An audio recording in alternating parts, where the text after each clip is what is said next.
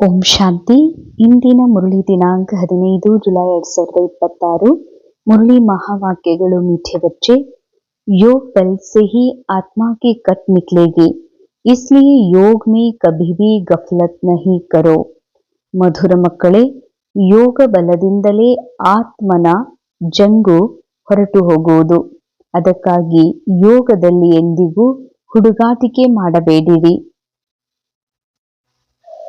ಯೋಗ ಇಂತಹ ಒಂದು ಬಲವಾಗಿದೆ, ಶಕ್ತಿಯಾಗಿದೆ.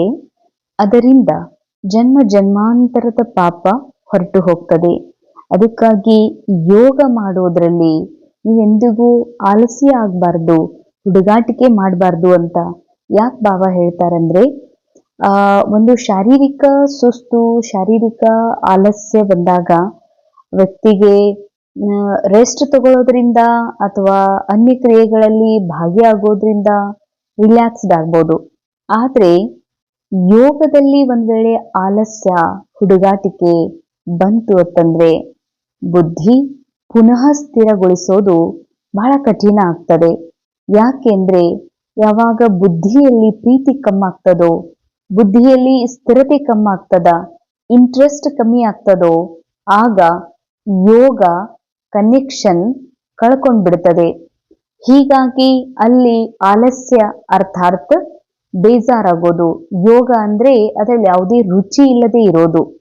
ಬಾಬಾ ಹೇಳ್ತಾರೆ, ಯೋಗದಲ್ಲಿಯೇ ಬಲ ಇದೆ, ಇದರಿಂದನೇ ಆತ್ಮದ ಒಂದು ಜಂಗು ಇಳಿತದೆ.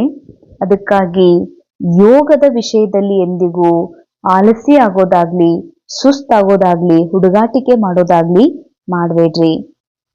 प्रश्न, बाबा ने बच्चों को बेहद का वर्षा लेने की कौन सी युक्ति बताई जिसमें माया चारों तरफ विघ्न डालती है?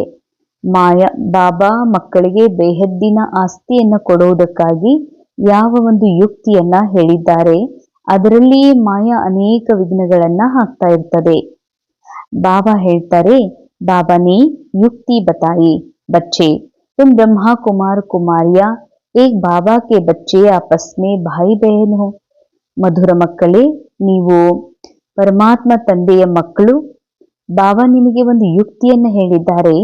ನೀವೆಲ್ಲ ಬ್ರಹ್ಮ ಮುಖ ವಂಶಜರು, ಬ್ರಹ್ಮನಿಂದ ಪರಮಾತ್ಮನ ಸತ್ಯ ಜ್ಞಾನವನ್ನ ಪಡೆದಿರುವಂತಹ ಬ್ರಹ್ಮ ಕುಮಾರ್ ಕುಮಾರಿಯರು. ಅಂದಮೇಲೆ ಒಬ್ಬ ಪರಮಾತ್ಮನ ಮಕ್ಕಳಾಗಿರುವ ಕಾರಣದಿಂದ ಪರಸ್ಪರ ತಾವು ಸಹೋದರ ಸಹೋದರಿಯರಾಗಿದ್ದೀರಿ. ತುಮ್ ಕಭಿ ಕ್ರಿಮಿನಲ್ ಅಸಾಲ್ಟ್ ನಹಿ ಕರ್ ಸಕ್ತೆ.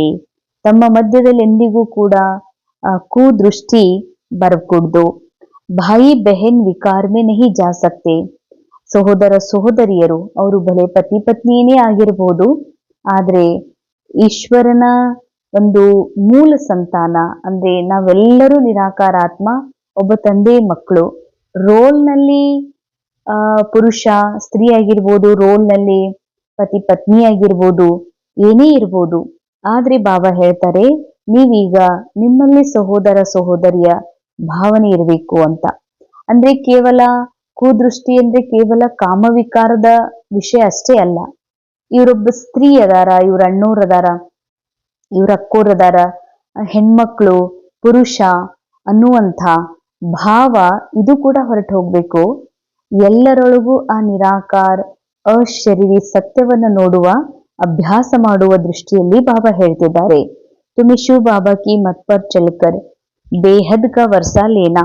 ಅಂದ್ರೆ ಎಲ್ಲರೊಳಗೂ ಅವ್ರ ಕುಮಾರ್ ಇರ್ಲಿ, ಕುಮಾರಿ ಇರ್ಲಿ, ಮಾತಾ ಇರ್ಲಿ, ಬ್ರದರ್ ಇರ್ಲಿ, ಎಲ್ಲರೊಳಗೂ ಅವ್ರ ಶಾರೀರಿಕ ಸಂಬಂಧ, ಶಾರೀರಿಕ ಲಿಂಗ ಕಾಣದೆ ಅವರೊಳಗಿರುವಂತಹ ಸತ್ಯ, ಪರಮ ಸತ್ಯ ಕಾಣಬೇಕು.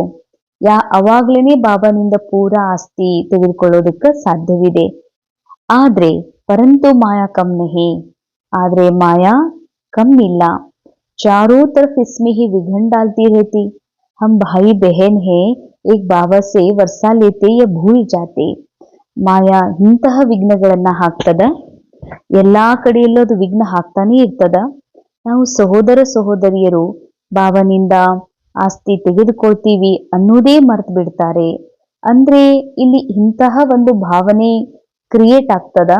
ನಾನೊಬ್ಬ ಅಕ್ಕೋರು, ನಾ ಸ್ತ್ರೀ, ನನ್ ಸರೆಂಡರ್ ಅಂತ ಆಗ್ಲಿ, ಅಥವಾ ನಾವು ಬ್ರಹ್ಮಕುಮಾರ್ ಕುಮಾರಿಯರು ಉಳಿದ ಜನ ಎಲ್ಲ ಬಹಳ ಕಮ್ಮ ಅಂತ ಆಗ್ಲಿ, ಅಥವಾ ಕುಮಾರಿಯರೇ ಅಂದ್ರೆ ಹೆಚ್ಚು, ಗೃಹಸ್ಥಿ ಅಂದ್ರೆ ಬಹಳ ಕಡಿಮೆ ಅಂತಾಗ್ಲಿ, ಇವೆಲ್ಲ ಭಾವನೆಗಳು ಅಳಿದು ದೂರ ಆಗ್ಬೇಕು ಅಂತಾರ ಬಾಬಾ. ಇವೆಲ್ಲ ಡ್ರಾಮಾದೊಳಗಿನ ರೋಲ್ಗೆ ಇರುವಂತಹ ಕನೆಕ್ಷನ್ಸ್.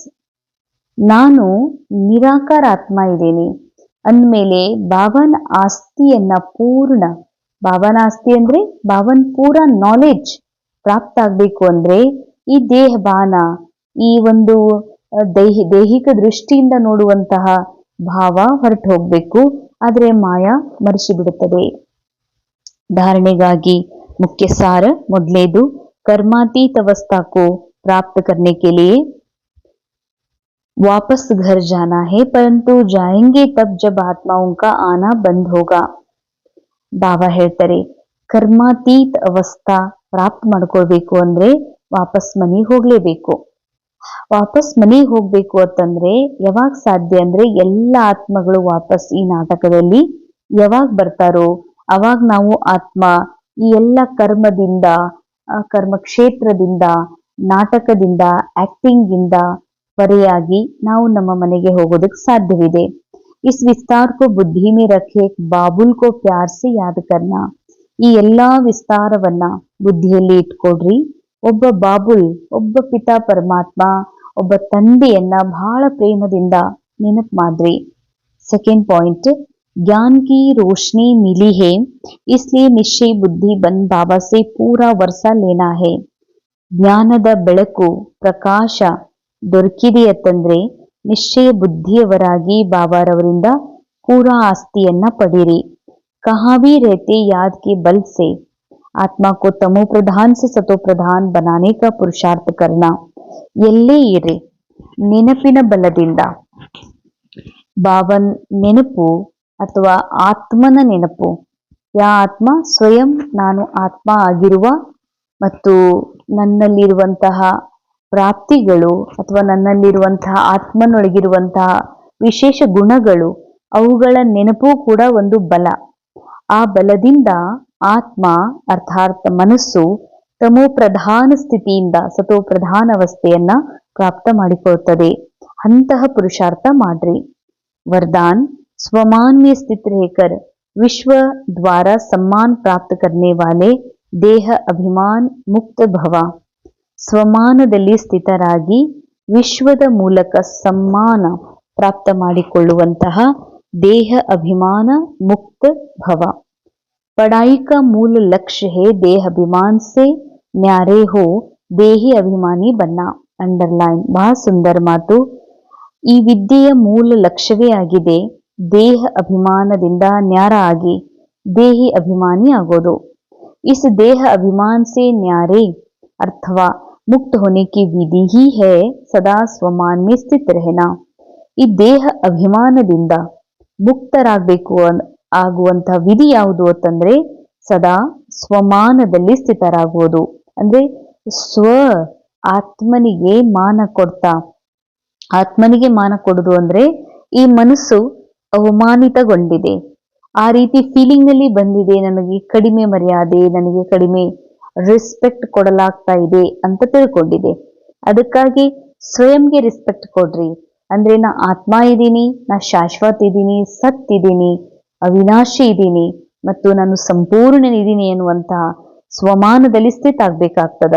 संगम युग के और भविष्य के जो अनेक प्रकार के स्वमान हैं उनमें किसी एक भी स्वमान में स्थित रहने से देह अभिमान मिटता जाएगा. अंडरलाइन, ಸಂಗಮ ಯುಗ ಅಥವಾ ಭವಿಷ್ಯದ ಅನೇಕ ಪ್ರಕಾರದ ಸ್ವಮಾನಗಳಿವೆ.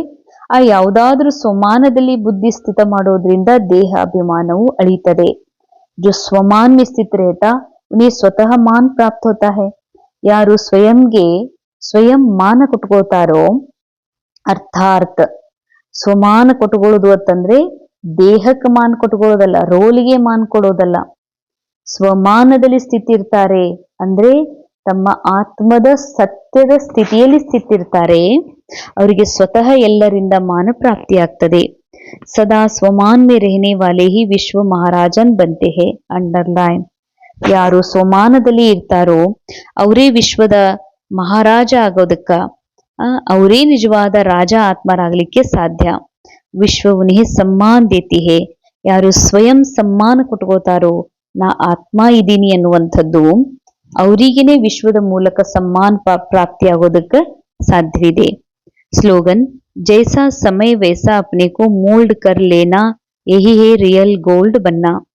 ಹೇಗೆ ಸಮಯ ಇದೆಯೋ ಹಾಗೆಯೇ ತಮಗೆ ತಾವು ಮೋಲ್ಡ್ ಮಾಡಿಕೊಳ್ಳೋದೇ ರಿಯಲ್ ಗೋಲ್ಡ್ ಆಗೋದಾಗಿದೆ. ಅಂದ್ರೆ ಹೇಗ್ ಸಮಯ ಇದೆ ಅಂದ್ರೆ ಯಾವಾಗ ಯಾವ ರೀತಿಯ ಸಮಯ ಇದೆಯೋ ಅಂದ್ರೆ ಯಾವಾಗ ಏಕಾಂತ ಇದೆ, ಯಾವಾಗ ಸಂಘಟನೆ ಇದೆ.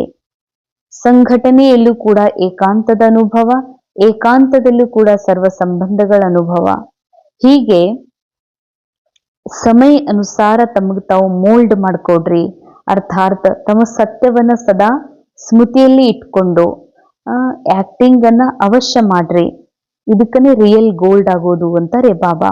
ಅಂದ್ರೆ ಪಾತ್ರವನ್ನ ಮಾಡ್ತಾ ಇದ್ರು ಕೂಡ ಪಾತ್ರದ ಹಿಂದಿರುವ ಸತ್ಯ ನಿರಾಕಾರ ಆತ್ಮ ಇದೆ, ಆ ಸತ್ಯವನ್ನ ಸ್ಮೃತಿಯಲ್ಲಿ ಇಟ್ಕೊಂಡು ನಡೆಯೋದೇ ಜಾಗೃತಿ.